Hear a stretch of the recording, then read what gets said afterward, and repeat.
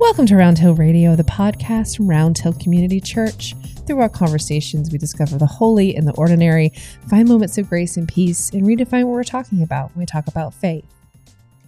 So, welcome everybody to Round Hill Radio, and we've got a wonderful guest today. Her name is Ghiorse.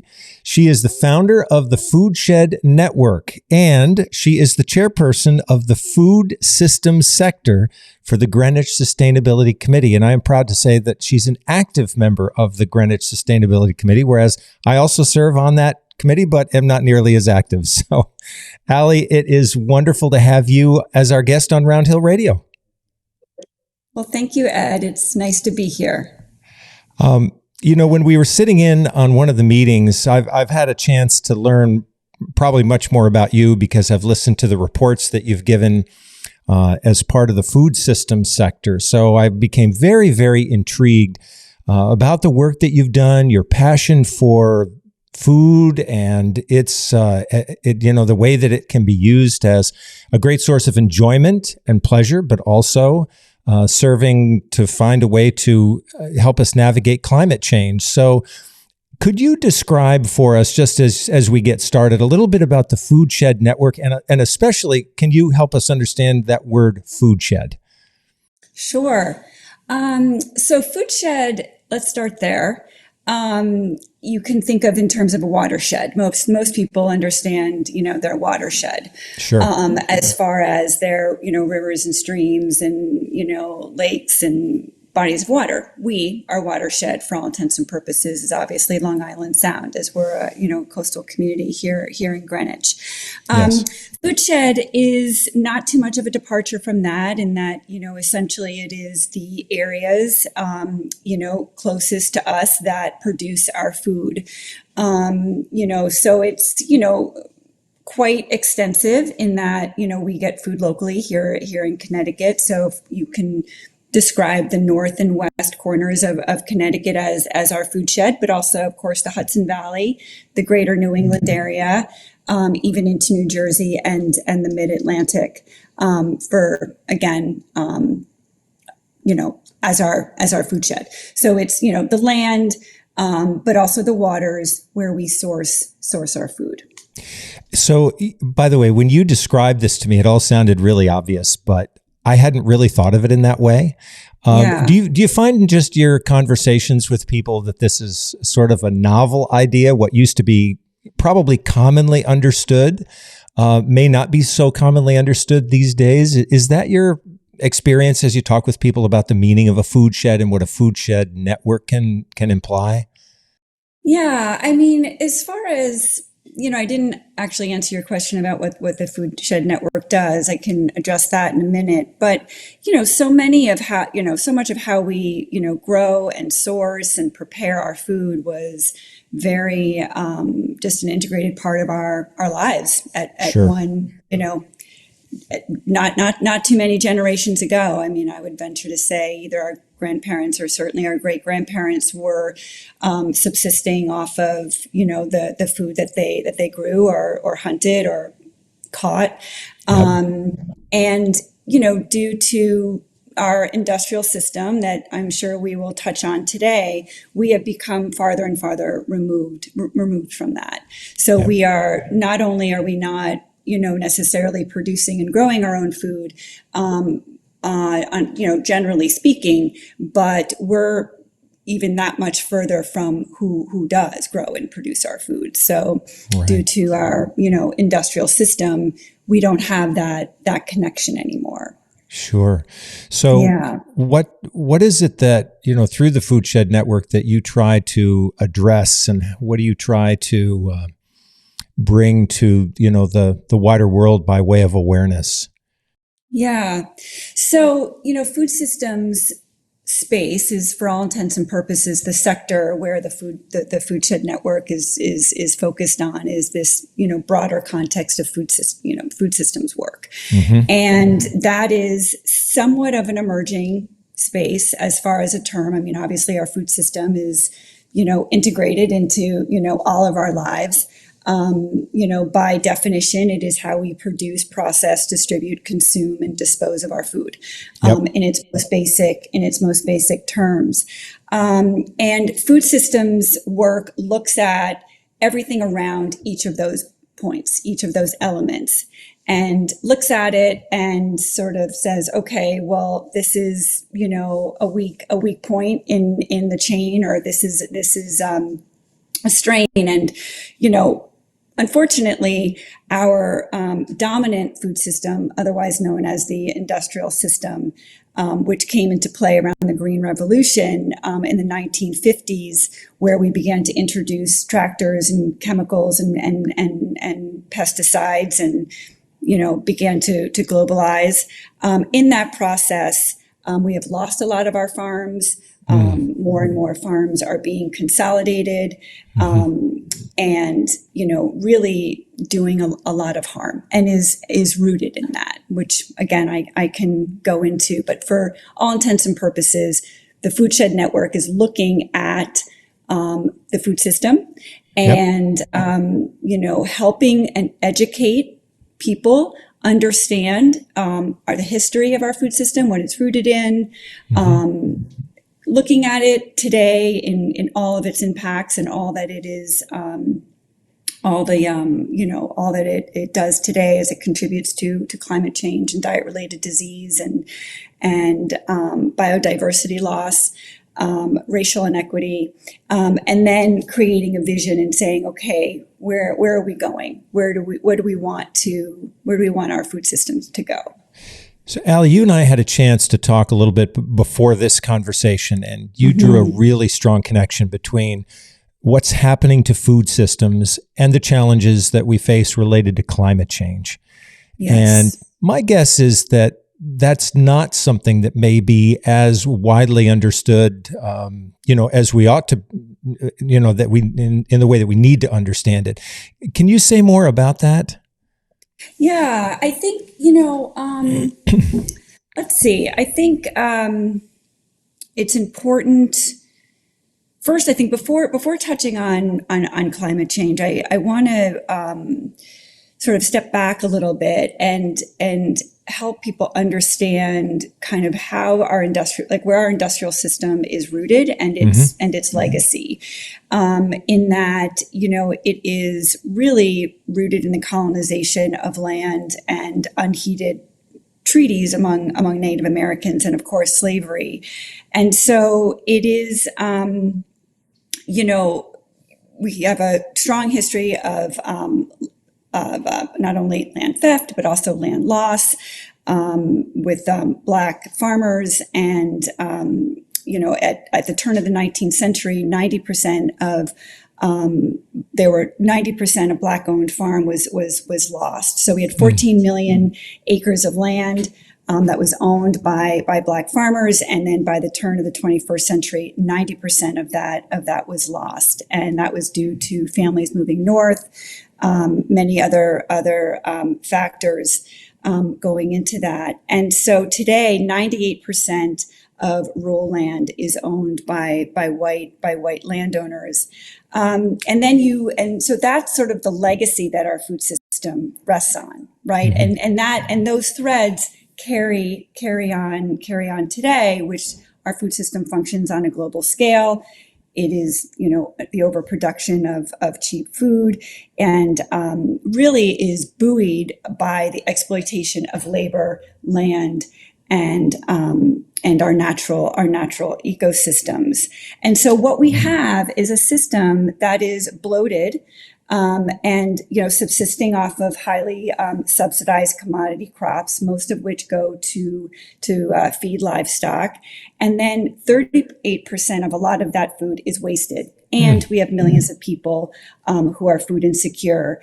So all of this to say, to go back to your question, is that our food system is really at the nexus of some of our greatest challenges: diet-related disease, biodiversity loss, racial inequity, and then, of course, climate change. And in fact, the UN has said that they will not meet their SDG goals unless we transform our food system. And so there is a tremendous amount of harm being done. And then, of course, it really rests on this dark history of slavery and land theft.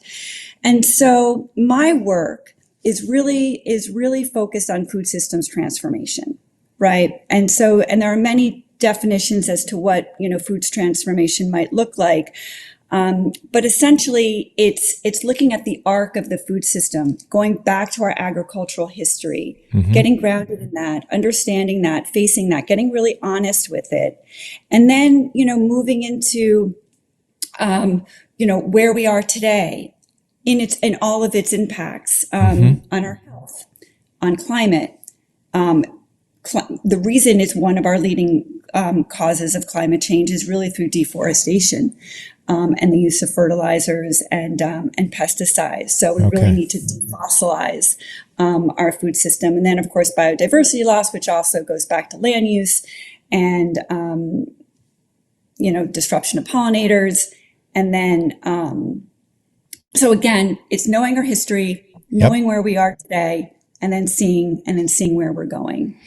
So just before we head in that direction of transformation, because it sounds like the heart and soul of what you're trying to be part of is a transformative model, right? Yep. I do want to ask you a question about yourself. What was it that drew you into this? Was there a captivating moment in your life, or was it a series of moments that drew you into this work?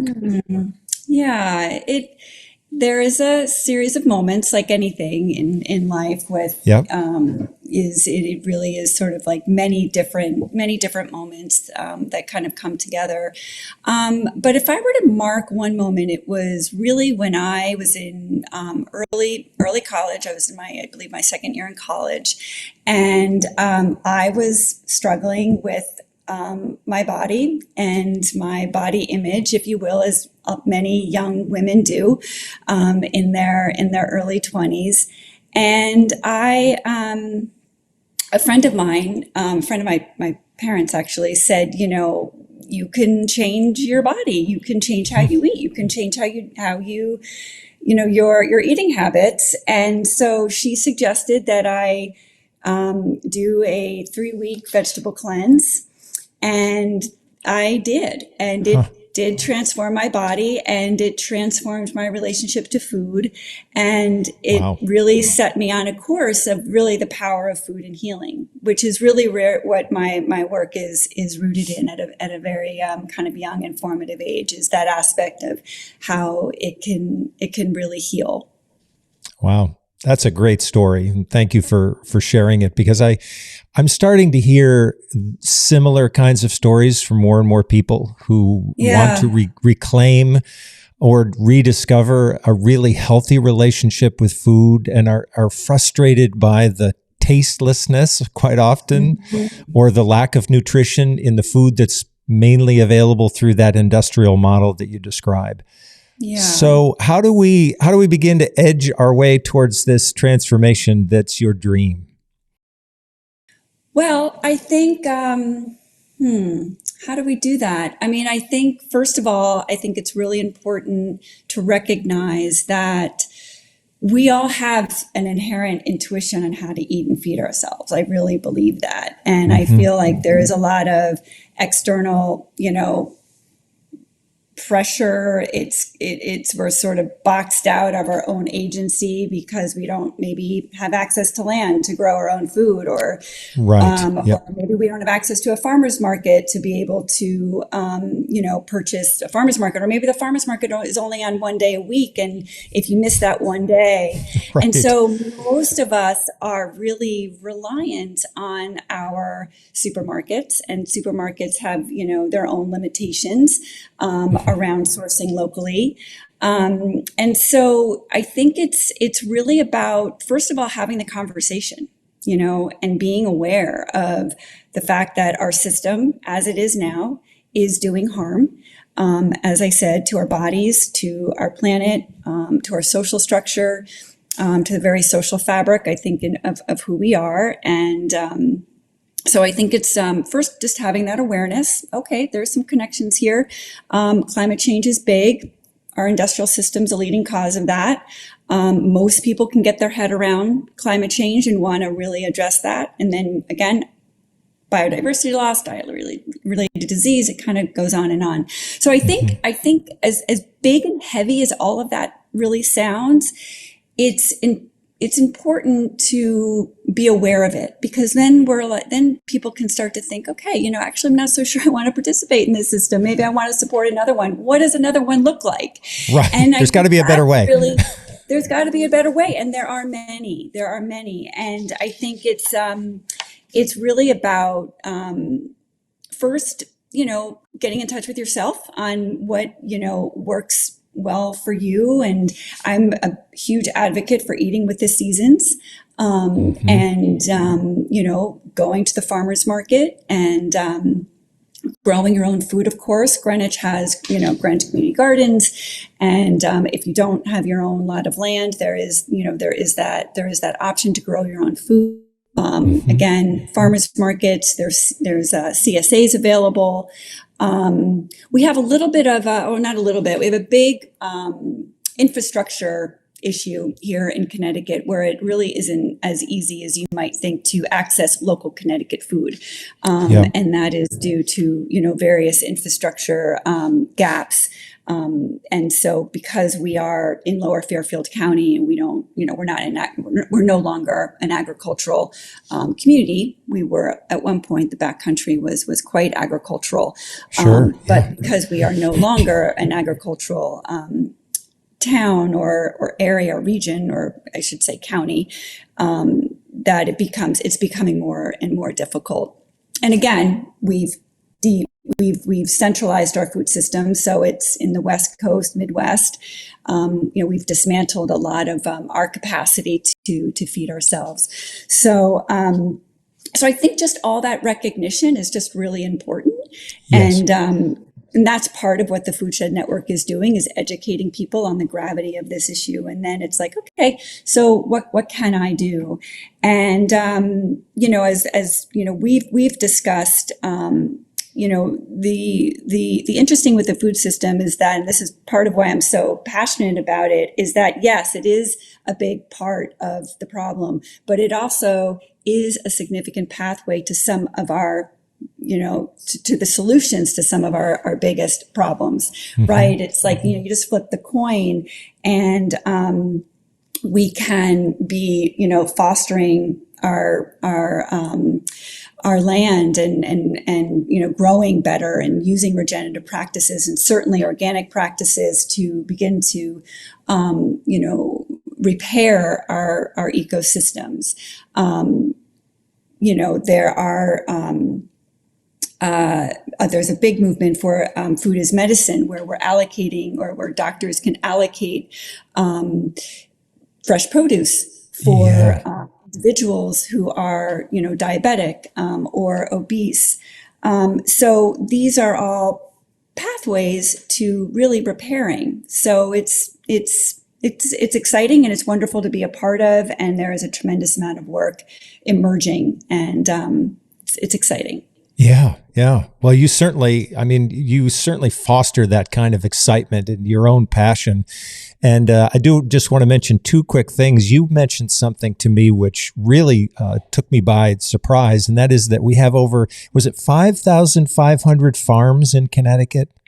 Yep. So Connecticut is about a $4 billion agricultural industry with about 5,500 farms. Most of those farms, as I mentioned, are in the north and east corner of Litchfield County, and then over in the Windham County area.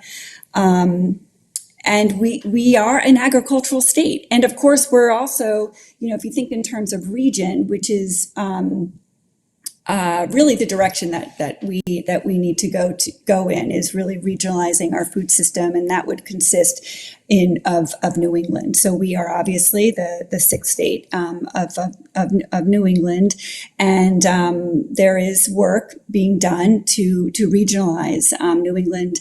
Feeding New England is an initiative where all of the 6 states are coming together and pooling resources and doing research on what it would take for New England to feed itself. I think it is 30% by 2050. Wow. Well, I was so struck by that sent me scurrying off to the internet yesterday. Oh, yeah. I started looking up farms in Connecticut, and over again, I would say every single farm that I explored had in its own unique way some commitment to what I would call eco-justice. And Yes. either making its food, its produce available to communities that are impoverished in some way, or just in Yes. terms of the way the food is grown and harvested. I was incredibly impressed. And although, as you've said, this is a significant challenge, there's tremendous room for creativity. And one thing I'd forgotten, but remembered through our conversation, we had a longstanding relationship with a Connecticut-based organization called Simply Smiles, which had had and has a very rich relationship with a small community in South Dakota called La Plante, which is on the Cheyenne Sioux River Tribe Reservation. And it's working with the Lakota there. And it's really a program of empowerment and nurturing children's lives for the future. When I brought a group out there about 7 years ago to work alongside people in the community, that's when Simply Smiles, in concert with local leaders, was beginning a food growing initiative. And they developed this huge billboard, which they put out on the highway, which was La Plante grows its own food.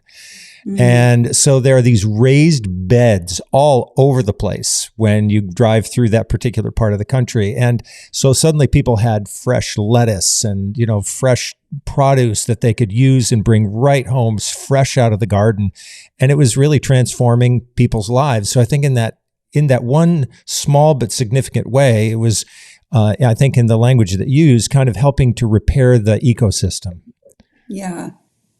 Yeah, and in that, and as well as repairing the ecosystem, but also repairing communities and relationships and Yes. connections, and and that's again the beauty of food, is that it is so interconnected to not only the land and the earth, but also to us as people. It's one of the most obviously fundamental, but also intimate things we do, is to feed ourselves and each other.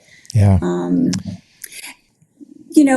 I do want to also just touch on, when we talk about food systems transformation and even just food justice, when you mention eco justice, I think I can kind of see, if I could just break it into some, three kind of areas of focus that I think are important. And the first is, really getting creative with food assistance, with people who are food insecure. And there is, tremendous amount of shifting happening within that space, such as making SNAP dollars available at farmers markets. Again, as I mentioned, food is medicine, where physicians can prescribe fruit and vegetables for those with diet-related diseases.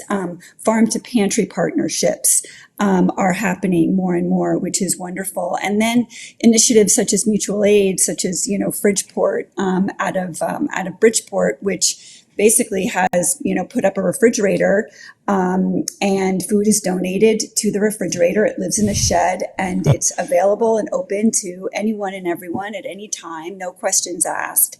So I think really the first step is to really get, as I said, to get creative with the emergency food aid. Yes. And making sure that food is fresh and easily accessible to those in need.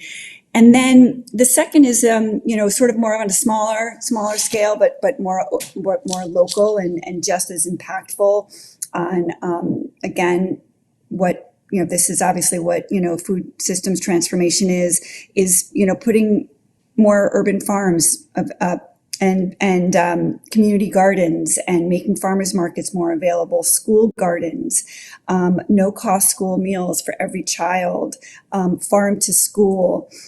So then, and we were talking about this the other day. So every child has an opportunity to learn how to grow food and how to really, feed themselves and develop a palate for fresh vegetables. And when you do that, you're setting a child up to really feed themselves well for the rest of their lives. You're establishing a foundation for health that will benefit throughout life. So those are the more smaller scale, but very impactful pathways that we can take towards a more just and equitable food system. And then when we look at big picture solutions, it's first and foremost access to land. Our farmers need land to grow food. We unfortunately are at we're in, I think, the top 5, if not top 10 tier of our farmland is at risk of development here in Connecticut. And so again, going back to our food shed, it's like, that's our food shed. We need to protect it. Sure. And so again, these are the kind of dots that I'm trying to help people make is Yes. that, again, thinking big, our global system is having an impact. It's beginning to become more and more fragile, unpredictable, uncertain. And if we're relying on these global systems, if we're relying on California to feed ourselves, then that is, we're by default putting ourselves in somewhat of a precarious place. And so the idea is to really try to think critically about that and say, we need to protect our farms. So, again, first and foremost, land access, protect land, especially for new and beginning farmers, BIPOC farmers in particular, again, given our history. Their affordable housing, farmers need affordable housing and healthcare, and they need a living wage. So, again, very important to support our new and beginning farmers. And actually, the New Connecticut Farmers Alliance just put out what they call the Future of Farming in Connecticut, which is a platform, a policy that states what they need to thrive and grow. The infrastructure, which we talked about earlier, is really also critical. Bringing back our grain mills and our processing facilities, commercial kitchens for added value. So these are all big stuff. But if you were to sort of, again, understand the big picture, and then you kind of narrow down to like, okay, well, what can I do? Mm-hmm. Well, maybe support Connecticut Farmland Trust, right? Mm-hmm. That's huge. Support Greenwich Land Trust. Even, initiatives such as the Greenwich Pollinator Pathway or, Quiet Yards Greenwich. Pollinators are at risk, and pollinators are, fully why we are able to eat. They are a critical part of our food system. We need pollinators in order to grow food. So, if you're passionate about gardening and then, get involved with Pollinator Pathway, again, Quiet Yards, which, as we all know, is, even though it's, again, might sound a little circuitous, but it's working to ban leaf blowers, and leaf blowers disrupt our ecosystems, and they disrupt, the pollinators. They disrupt my peace of mind. And our peace of mind, that's for sure. Divert your food scraps from the waste stream. We have an incredible initiative here in town called Waste Free Greenwich, and they run our food scrap recycling program. So those are just some, go to the farmer's market if it's available to you. Join a CSA. These are all really, really important small steps that we can take. I'm a big advocate for, supporting local artisans. We have Raphael's here on Mason Street in downtown. We have the Fairfield Cheese Shop. We have Pastificio. We have some really special artisans that are really working to preserve the integrity of food. So, yeah. Wow. Well, Allie, you have brought us a wonderfully rich conversation, your passion, your knowledge, and some very actionable ways for each of us to get involved. And I promised you when we had kind of the run up to this conversation that it would only be the first one. So we've got more conversations coming down the road. So I want to thank you. But before saying goodbye for now, could you give us the website for the Foodshed Network so that we can make sure to check in on that? Sure. It's www.foodshed, thefoodshed.network.org. Okay. And that's the website. There are two initiatives that live on the site. One is the Greenwich Food System Forum, which the Foodshed Network partners with our Greenwich Conservation Commission, and we do educational events. And we have some really exciting programs coming up this year, all of which you'll be able to find out on the site. And then Great. The other is Greenwich Food Alliance, for those who are interested in exploring these issues more and being a part of the conversation. Anyone is welcome. Perfect. Allie, thank you so much. It's been a wonderful conversation. We wish you well in every way. Thanks for listening. Round Hill Radio is brought to you by the friends and members of Round Hill Community Church. For more information, please visit roundhillradio.org.